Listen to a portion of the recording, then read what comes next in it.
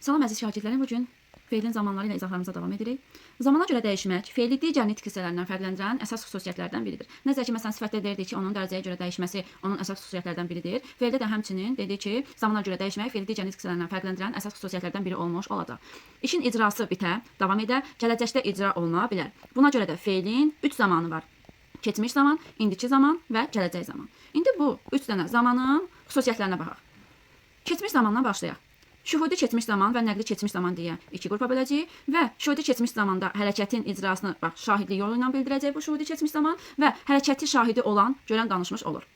Sxemi isə feil plus d üstü 4 və şəxs şəkilçisi olacaq. Məsələn, yazdım. Yaz sözün köküdür. D olmuş olacaq burada keçmiş zamanın şəkilçisi, m da olmuş olacaq şəxs şəkilçisi formasında. Sonra nəqli keçmiş zamana baxaq.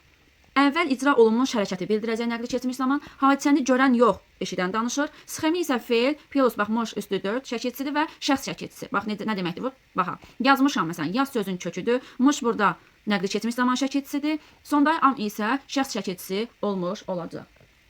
Bir də bu mış şəkilçisi ilə bağlı qeydlərimizi yazaq. Mış şəkilçisi bilirik ki, təkcə zaman şəkilçisi deyil, nəqli keçmiş zaman şəkilçisi deyil. Mış şəkilçisini bir neçə məqamda görə bilərik. İndi onları bir-bir yazıb təhlil eləyək. Birincisi olacaq keçmiş. Burada keç sözün kökü, miş olacaq isə burada. Bax, keçmiş, məsələn, nə etmiş, keçmiş. Məsələn, bunu biz nəqli keçmiş zamanda düşünə bilərik. İkincisi, bax, bu miş şəkilçisin, keçmiş. Həm də leksik şəkilçi kimi düşünə bilərik. Daha sonra, üçüncü isə biz bunu feili sifət kimi düşünə bilərik. Məsələn, görülmüş, məsələn, iş və ya da görülmüş hadisə. Burada olacaq feili sifət formasında. Dördüncü isə bunu biz düşünə bilərik feili bağlama formasında. Məsələn, keçmiş, keç sözün köküdür, miş burada. Mişi bax, əndə ilə yerinə görə əvəz edəsək, əndə. Onda olacaq bu nə? Feili bağlama. Feili bağlama. Burada da feili sifət idi. Burada leksik şəkilçi idi. Burada da, məsələn, mən bu yollardan çox keçmişəm. Burada da olacaq nəqli keçmiş zamanda.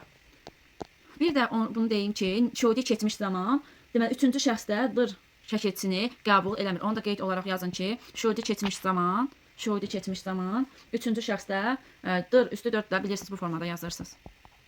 Dır üstü 4, yəni 4 variantlı şəkilçisidə bunu bu şəkilçisini qəbul etmir. Daha sonra gələk nəqli keçmiş zamanın digər şəkilçisinə. Bu ıb şəkilçisidir. İkinci və üçüncü şəxsdə ıb şəkilçisi ilə də əmələ gələ bilir bu. Məsələn, gəlibsən, baxıbdır və s. Ancaq nədə işlənir? İkinci və üçüncü şəxsdə işləmiş olacaq. Buraları sileyim. Sonra davam edək. Gəldik indi indiki zamana. İş və hərəkətin söhbət gedən vaxt icra edildiyini və ya edilmədiyini bildirir. Sxemi isə feil plus üstü 4 plus şəxs şəkilçisi olmuş olacaq. Bu nə deməkdir? Məsələn, yazıram. Yaz sözün köküdür. Burada indiki zaman şəkilçisidir. Am isə şəxs sonluğu olmuş olacaq. Burada da deyəcəyik ki, deməli, indiki zaman üçüncü şəxsdə dır şəkilçisini qəbul eləmir. Bunu da qeyd edərsiniz. İndiki zaman üçüncü şəxsdə dır üstü 4 şəkilçisini qəbul etmir. Sonra gəldik gələcək zamana. Gələcək zamanda bilirik ki, ikiyə bölünür. Qəti gələcək zaman və qeyri-qəti gələcək zaman. Qəti gələcək zamanda iş və hərəkətin gələcəkdə icra olunub olunmayacağını qəti şəkildə bildirir. Sxemi isə feil plus acaq plus şəxs şəkilçisi olmuş olacaq. Məsələn, yazacağam. Bax, yaz sözün kökü acaq burada qəti gələcək zamanın şəkilçisidir. Am isə şəxs sonluğu olmuş olacaq. İndi bu acaq da müxtəlif məqamlarda işlənə bilir. Onu da yazıb təhlil eləyək. Məsələn, yanacaq. Bax, yanmaq, yanacaq növü məsələn deyirsən. Burada olur leksik şəkilçisi kimi. Sonra görüləcək. Bax, leksik əcək burada olacaq. Qrammatik burada isə görüləcək iş deyəndə bu artıq olmuş olacaq feili sifətin şəkilçisi. Daha sonra üçüncü isə olacaq. Məsələn, yenə də yanacaq sözünü yazaq. Yanacaq. Məsələn, ev Allah uzaq etsə yanacaq. Burada nə olacaq? Acaq şəkilçisi, zaman şəkilçisi olmuş olacaq. Bu da belə. Bu hissəndə dedik. Sonra davam edək qeyri-qəti gələcək zamanla. Qeyri-qəti gələcək zamanında nə olacaq? Burada iş və hərəkətin gələcəkdə icra olunub olmayacağı, bax, qəti şəkildə bildirməyəcək. Qəti şəkildə bildirmir. Məsələn, oxuyar, yazar və s. Feil, bax, sxemi belə olacaq. Feil plus ar plus şəxs şəkilçisi. Məsələn, yazaram. Yaz sözünün kökü ar burada zaman şəkilçisidir. Am da burada olmuş olacaq şəxs şəkilçisi formasında. Bir də burada qeyd edərsiniz ki, qeyri-qəti gələcək zamanda olan ar şəkilçisi üçüncü şəxsdə dır üstü 4 şəkilçisini qəbul etmir. Daha sonra bir də ar şəkilçisi də müxtəlif məqamlarda işlənə bilər. Məsələn, leksik şəkilçisi kimi işlənə bilər, açmaqdan, açar formasında. Sonra zaman şəkilçisi kimi işlənə bilər. Dedik, məsələn, yazaram, gələrəm, baxaram və s. Leksik şəkilçisi kimi işlənə bilər. Məsələn, qoparmaq formasında, otarmaq formasında da işlənə bilər. Bir də qeyd edirəm, yazırsınız ki, qeyri-qəti gələcək zaman şəkilçisi olan ar üçüncü şəxsdə dır üstü 4 şəkilçisini qəbul etmir. Bir də burada keçmiş zamanda ıb şəkilçisinin qabağından da yazırsınız ki, bu üçüncü şəxsdə dır şəkilçisini qəbul edə bilər, eləməyə bilər. Məsələn, o gəlib də deyə bilərik, o gəlibdir də deyə bilərik. Məsələn, o baxıb da deyə bilərik, o baxıbdır da deyə bilərik. Qeyd edeyim bunları. Qeyd elədiksə, bir də indi bax, ümumiləşdirin hamısını, beynimizdə də, yazdığımızda da. Deməli, başdan deyək. İndiki zaman şəkilçisi ırdır. Bu, deməli, üçüncü şəxsdə dedi ki, dır şəkilçisini qəbul eləmir. Sonra gəldik nəqli keçmiş zamana. Nəqli keçmiş zamanda deməli, mış şəkilçisi üçüncü şəxsdə qəbul edir. Məsələn, o yazmışdır, bax, qəbul elədi.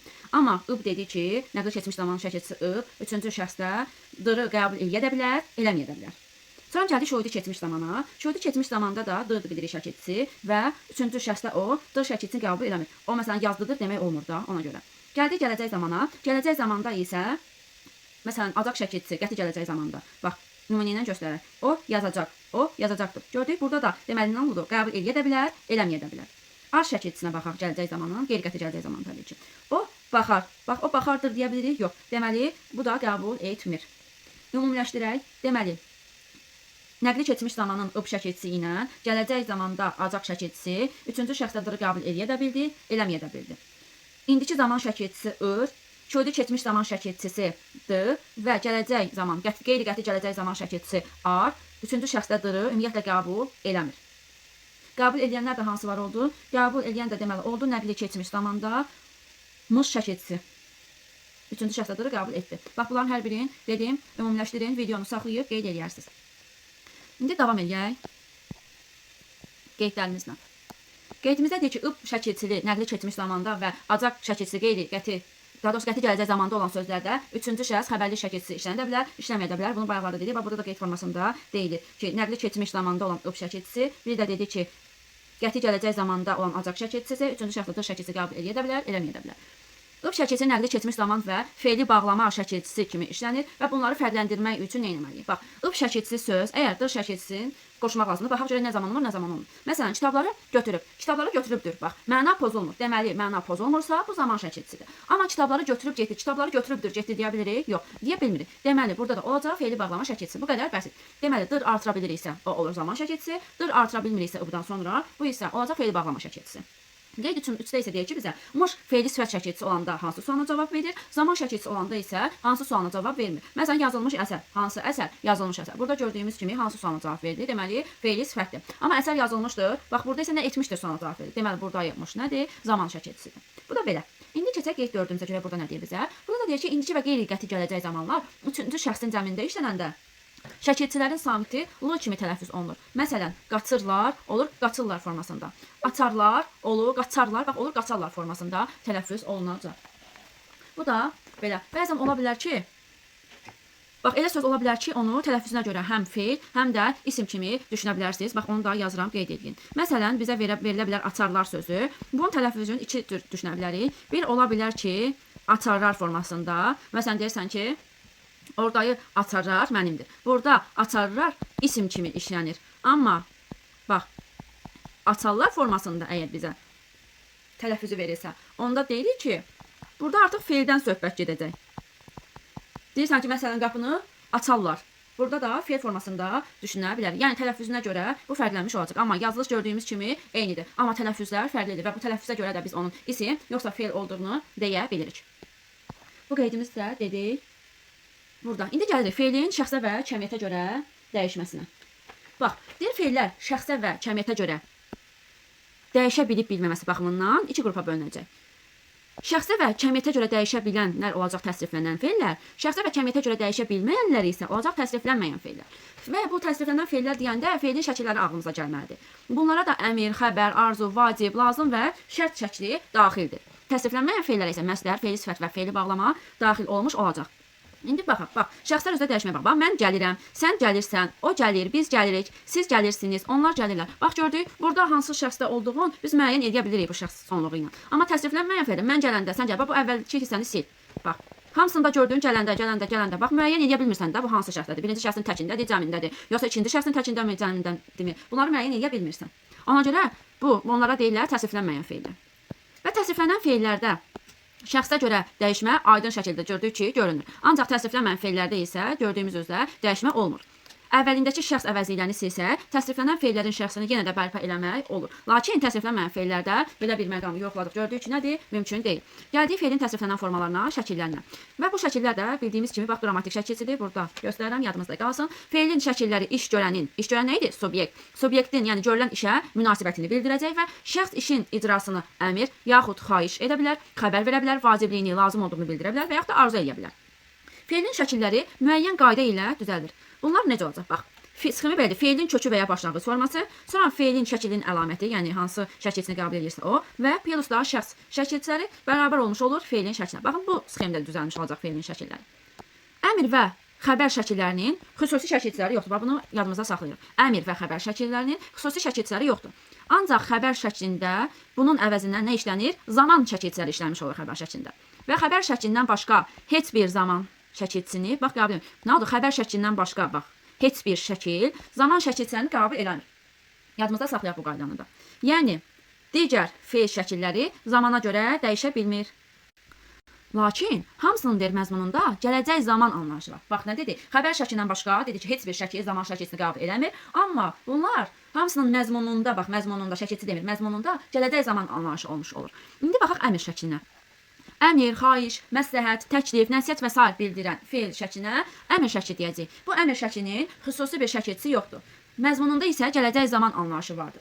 Feilin kökünə və başlanğıc formasına ancaq bax, şəxs şəkilçiləri artırmaqla düzəlir. Bax, sxemi belə olacaq əmr şəklini yadımızda saxlayaq. Feil, sonra şəxs şəkilçisi bərabər olmuş olacaq əmr şəklinə. Mən yazım, bax, yaz sözün köküdür, da olmuş olacaq şəxs şəkilçisi. Deməli, yazım burada nə oldu, hansı şəkildə oldu? Əmr şəklində olmuş olacaq. Əmr şəklinin ikinci şəxs təkində şəxs şəkilçisi olmur və bütün feillərin başlanğıc forması ikinci şəxsin təkinin təsdiqinə uyğun olmuş olacaq.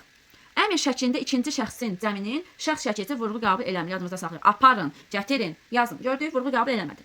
Digər şəxslərdə isə şəxs sonluqları vurğu qəbul eləmiş olacaq. Məsələn, gedək, gəlsin və s. Əmr şəklində isə əmr ədatlarından da istifadə oluna bilər. Gəlin, kitab oxuyaq, bax, gediş və inha və s. Bax, əmr şəkli haqqında deyəcəklərimiz bu qədərdir. Dedik ki, bu əmr, xahiş, məsləhət, təklif, nəsihət bildirə bilər. Gələcək zaman anlayışı bildirir, məzmununda gələcək zaman anlayışı var. Feil plus şəxs şəkilçisi sxemində qurulacaq bu. Ancaq şəxs şəkilçiləri artırmaqla düzəlir və ikinci şəxsin təkində bunun şəxs şəkilçisi qəbul eləmir və ikinci şəxsin cəminin şəxs şəkilçisi vurğu qəbul eləmir və bunlar da digər yerdə qalan şəxslərdə isə şəxs sonluqları vurğu qəbul edir. Bu qədər əmr şəkli haqqında. İndi gəldik xəbər şəklinə. Xəbər şəkli bayaq da dedik. İşin nə zaman və kim tərəfindən görüldüyünü bildirən feil şəkli olur xəbər şəkli. Xüsusi şəkilçisi yoxdur dedik, amma zaman şəkilçiləri idi. İşlənəcək ancaq bu xəbər şəkli. Bax, sxemi də feil plus zaman plus şəxs şəkilçiləri formasında olmuş olacaq. Məsələn, mən yazıram, bax. Yaz sözün köküdür. Burada gördüyümüz kimi indiki zamanın şəkilçisidir. Bu sonda am isə şəxs şəkilçisi olmuş olacaq. Və zaman şəkilçisi qəbul etmiş istənilən söz xəbər şəklində sayılacaq. Bunda yadımızda qalır. İndi gəldik arzu şəklinə. Feilin arzu şəkli hərəkətin icrasını və icra olunmamasını arzu şəklində bildirir. Bax, arzu şəklində bildirəcək. Və xüsusi qrammatik göstəricisi AE və yaxud da yaya formasında olacaq. Bax, sxemi isə olacaq feil plus A plus şəxs şəkilçisi. Məzmununda gələcək zaman anlayışı var arzu şəklində.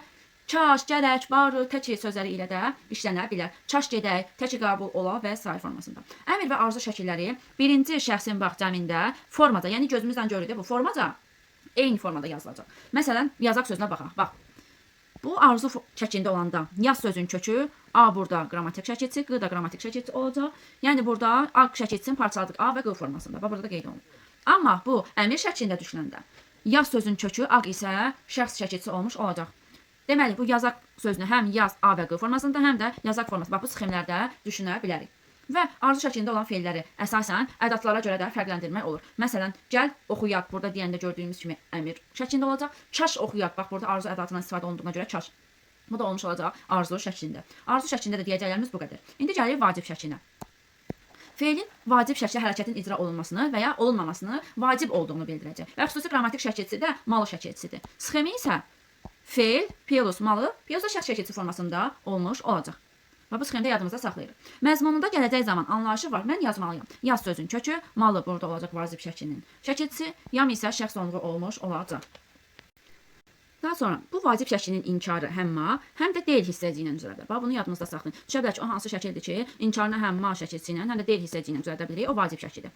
Gəlirik lazım şəklinə. Lazım şəklində isə hərəkətin icrasına lazım olub olmadığını bildirəcək. Xüsusi qrammatik şəkilçisi, asıl şəkilçisidir. Sxemi isə feil plus ası plus da şəxs şəkilçisi formasında olmuş olacaq. Bax, burada yadımızda saxlayaq ki, vacib şəkli dedik həm inkarı həm ma ilə, həm də deyil hissəci ilə düzəldə bilir. Amma lazım şəklində ancaq olacaq deyil hissəci. Burada ancaq və ancaq inkarını deyil hissəci ilə düzəldə bilərik. Məzmununda da gələcək zaman anlayışı var. Şərt şəkli. Burada isə hərəkətin icrasının və icra olunmamasının müəyyən şərtlə bağlı olduğunu bildirir. Xüsusi qrammatik göstəricisi isə sadır. Feil plus sar plus şəxs şəkilçisi də bunun sxemidir. Əgər hərgah bağlayıcısı ilə işlənə bilir. Müstəqil sadə cümlədə bax xəbər ola bilmir. Müstəqil sadə cümlədə xəbər ola bilmir. Ancaq nə zaman olar? Tabeli mürəkkəb cümlənin asılı tərəfini təşkil edən budaq cümlədə işlənir və həmin cümlənin xəbəri olmuş olur. Mən yazsam, sən yazsan və s. İndi gələk qeydlərimizə. Qeydlərdə deyir ki, indiki şühudi keçmiş və qeyri-qəti gələcək zamanlar üçüncü şəxsdə dır qəbul etmir. Bax, hansı dedi? İndiki şühudi keçmiş, qeyri-qəti gələcək zamanlar üçüncü şəxsin təkində dır şəkilçisini qəbul eləmir. Mış zaman şəkilçisi üçüncü şəxsin təkində dır şəkilçisini qəbul etməlidir. Malı, ası, acaq şəkilçiləri həm feil sifətin şəkilçiləri ola bilər, həm də gördüyümüz kimi feilin şəkillərinin şəkilçisi ola bilər. Bunları nə zaman fərqləndirəcəyik, necə fərqləndirəcəyik buna baxaq. Bunları fərqləndirmək üçün sualına baxmaq lazım. Əgər hansı sualına cavab verirsə, olacaq feili sifət. Yox, əgər hansı sualına cavab vermirsə, olacaq vacib, lazım və xəbər şəkli formasında. Məsələn, yazılmalı məktub, hansı məktub deməli feil sifətdir. Məktub yazılmalıdır, nə etməlidir deməli olmuş oldu vacib şəklində. Bu da belə. Bəzən ola bilər ki, bizə cümlə verər. O cümlədən biz bilməliyik ki, bu yazılan söz xəbər şəklindədir, yoxsa əmr şəklindədir. Məsələn, dünən yoxladım, sabah yoxlandı. İndi bizə deyəcək altından xətt çəkilmiş söz hansı şəkildədir. Əgər bunun qarşısında dünən varsa, biz bunu yoxla sözün kökü d qrammatik, m da qrammatik formasında yazacaq. Yəni bu x yazıram, xəbər şəklində olacaq. Nəyə görə? Çünki burada kökəni artırıldı, zaman şəkilçisi artırılmış oldu. Ona görə bu oldu xəbər şəklində. Əgər qarşısında sabah sözü varsa, sabah yoxlamaq sözün kökü, yoxlatmaq leksik, isə burada olacaq şəxs sonluğu, yəni şəxs şəkilçisi. Bu da artıq olmuş olacaq, bu təhlildən də görürük nə? Əmr şəklində. Bu qeydimizdə belə. Bir də bunu bizə qeyd edə bilər ki, bir dəqiqə bunu sileyim. Bizə bir söz verə bilər. O sözdə iki dənə eyni şəkilçisini görə bilərsən.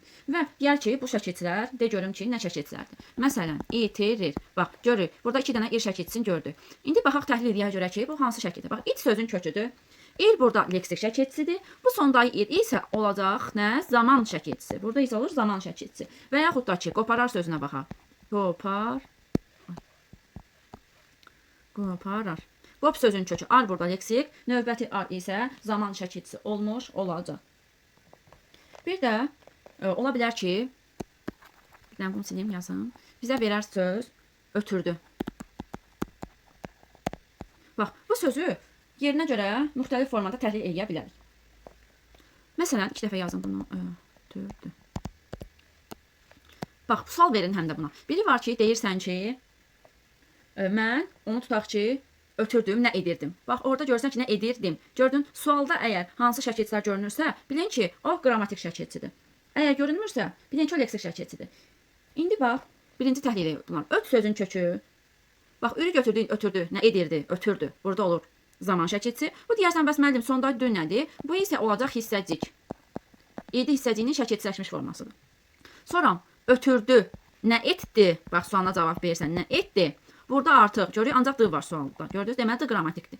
Ötürdü, nə etdi? Burada da ür oldu leksik şəkilçisi, sonda d oldu isə zaman şəkilçisi. Yəni şühudi keçmiş zamanın şəkilçisi olmuş olacaq. Bu məqamı da dedik. Bu da belə. İndi keçək artıq idi, imiş, isə hissəciklərindən də danışaq. Hissəciklərə bax, idi, imiş və isə hissəciklərinə baxaq. Hissəciklər həm təsriflənən feillərə, bax, təsriflənən feillərə, həm də digər nitq hissələrinə artırıla bilər. Deməli, həm təsriflənən feillərə, həm də digər nitq hissələrinə artırıla bilər. Bax, təsriflənməyən feillərdən də məslərə və feili sifətə artırıla bilər. Feili bağlama ola bilməz. İdi imiş hissəciklərinin ixtisar formaları da var. Yəni şəkilçiləşmiş formaları d-mış, sa da şəkilçiləşmiş formalardır.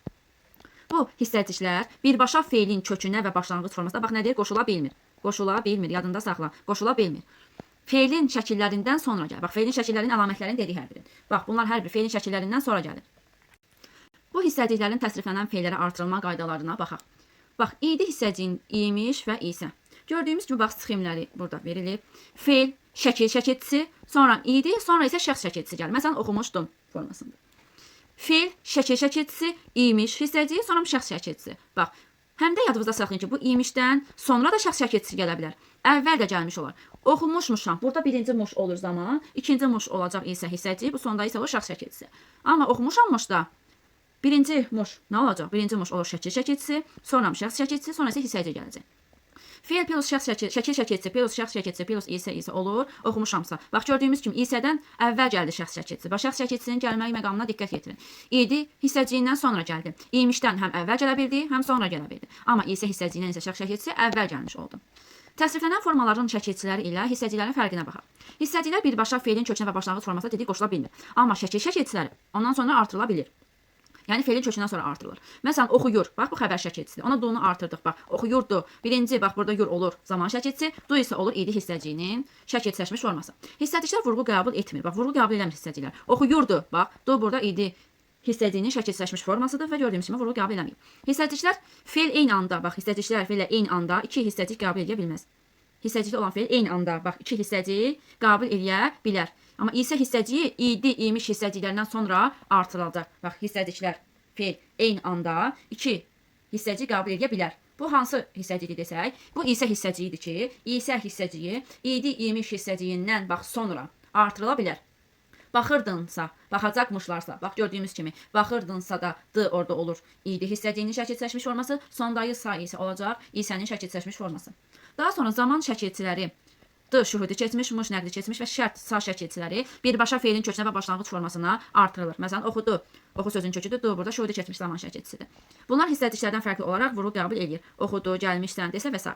Feilə eyni anda iki zaman, iki şəkil şəkilçisi artırıla bilməz. Amma dedik hissəcik artırıla bilər. Amma iki zaman, iki şəkil artırıla bilməz. İndi qeydlərimizə baxaq. Qeyddə deyir ki, sözdə hissəcik işləndiyini rahat tapmaq üçün d-mış za hissəsindən sonra maq məsdər şəkilçisini artırmaq lazımdır. Əgər qəbul etsə, təsriflənən bax forma şəkilçisi qəbul etməsə, hissəcikdir. Nümunə ilə baxaq aydınlaşsın sizin üçün də. Yazdığın sözündə bax d hissəsindən əvvələ maq məsdər şəkilçisi artırsaq, yazmaq qəbul elədim. Məna var. Deməli buradan d nədir? Zaman şəkilçisidir. Hissəci deyil. Yazdırdın. Bax burada d hissəsindən əvvələ, bax bu d-dan əvvələ maq artıraq, yazırmaq. Bax qəbul eləmədi. Məna yoxdur. Deməli burada d hissəcidir. Zaman şəkilçisi deyil. Bax əgər maq şəkilçisini qəbul elədisə, bu d-dan əvvələ, deməli bu oldu zaman şəkilçisi. Yox, əgər qəbul eləmədisə, olur hissəci. Bu günlük bu qədər feilin təsriflənmə formaları növbəti izahda olacaq. Sağ olun.